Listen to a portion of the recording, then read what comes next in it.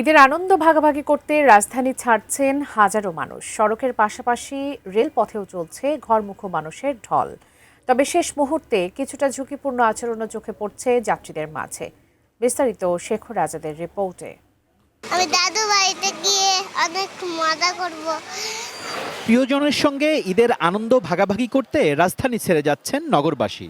Kamalapur rail station ঘিরে তাই সকাল থেকেই উপচে পড়া ভিড়।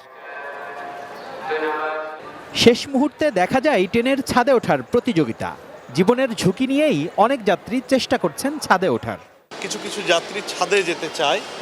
আমরা আমাদের অবস্থানে খুব কঠোর আছি এবং আমরা চেষ্টা করছি যে ছাদে কেউ না ওঠে। তারপরেও দু একটা ট্রেনে আমরা খুব চেষ্টা করেছি, কিন্তু তারপরেও কিছু যাত্রী ছাদে ছিল।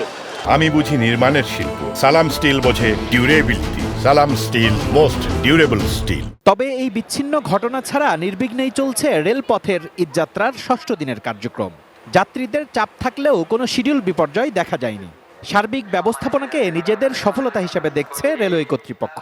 যে আজকে ঈদযাত্রার ষষ্ঠ দিনে আমরা সফল হয়েছি। সময়ানুবর্তিতার সাথে যাত্রী সাধারণকে নিরাপদে তার গন্তব্যে পৌঁছে দিতে পেরেছি।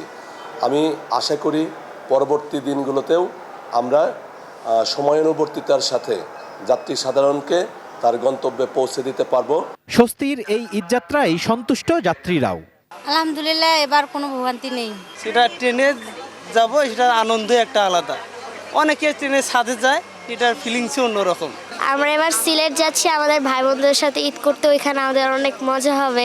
অন্যান্যবার যেভাবে উঠি মানুষের সাথে মানে ঠেলাঠেলি করে উঠতে হয়, এবার তো ইনশাল্লাহ ভালোভাবে উঠতে পারছি, এজন্য ভালো লাগতেছে। ঠেলাঠেলি করতে খুব ভালো লাগে। আর আমরা প্রতি ঈদে বাড়ি যাই, ঈদে অনেক আনন্দ হয়। নিরাপত্তা ঝুঁকি এড়িয়ে নিয়ম মেনে যাত্রা করার আহ্বান সংশ্লিষ্টদের।